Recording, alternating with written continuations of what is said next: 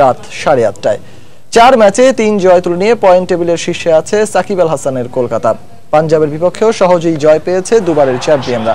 হায়দ্রাবাদের বিপক্ষে কোনো উইকেট না পেলেও শেষ ম্যাচে পাঞ্জাবের বিপক্ষে 2 উইকেট নিয়ে ছন্দে ফেরার ইঙ্গিত দিয়েছেন সুনীল নারাইন। এছাড়াও দলের অধিনায়ক গৌতম গম্ভীরের ব্যাটে নিয়মিত রান আসছে। অন্যদিকে স্বস্তিতে নেই মহেন্দ্র সিং ধোনির পুনে সুপার জায়ান্টস। 4 ম্যাচে মাত্র একটিতে জয় পেয়েছে বিগ বাজেটের পুনে। তার উপর কেভিন পিটারসনের ইনজুরি দুশ্চিন্তার কারণ হয়ে দাঁড়িয়েছে দলের জন্য। তার জায়গায় দলে আসতে পারেন মিচেল মার্শ কিংবা অ্যালবি মর্কেল। এছাড়া শেষ ম্যাচে বাজে পারফরমেন্সের জন্য বাদ পড়তে পারেন ইশান্ত শর্মা।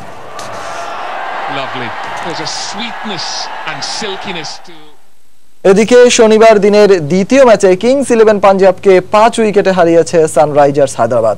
টস হেরে আগে ব্যাট করতে নেমে মুস্তাফিজের আগুন ঝরানো বোলিংয়ে সানরাইজার্স হায়দ্রাবাদের বিপক্ষে নির্ধারিত 20 ওভারে 6 উইকেটে 143 রান সংগ্রহ করে কিংস 11 পাঞ্জাব।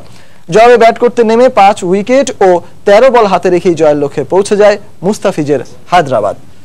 রাজীব গান্ধী স্টেডিয়ামে আগে ব্যাট করতে নেমে শুরুটা মোটেই ভালো হয়নি প্রীতি জিন্তার পাঞ্জাবের। দলীয় মাত্র 14 রানেই সাজঘরে ফেরেন পাঞ্জাব ওপেনার মুরালি বিজয়। এরপর ভোরা ও শন মার্শ মিলে ইনিংস মেরামতের চেষ্টা করলেও মুস্তাফিজের আটো-শাটো বোলিংয়ে সুবিধা করতে পারছিলেন না তারা। ভোরা ব্যক্তিগত 25 রানে আউট হওয়ার পর পাঞ্জাবের সবচেয়ে সফল ব্যাটসম্যান শন মার্শ মুস্তাফিজের শিকার হন 40 রান করে। শেষ দিকে অক্ষর প্যাটেলের 36 ও নিখিল নাইকের 22 রানে 6 উইকেটে 143 রানের সম্মানজনক সংগ্রহ পায় পাঞ্জাব। মুস্তাফিজ 4 ওভারে একটি মেডেন সহ 2 উইকেট নিয়ে এবারের আসরের সবচেয়ে কম খরচে বোলিংয়ের রেকর্ড গড়েন এবং সেই সাথে জিতে নেন ম্যান অব দ্য ম্যাচের পুরস্কারও।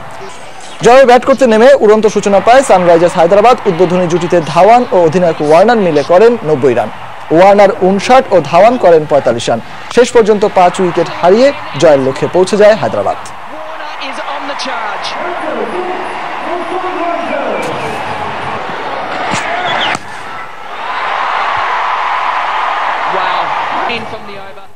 দেখছেন খেলার সময়, সঙ্গেই থাকুন।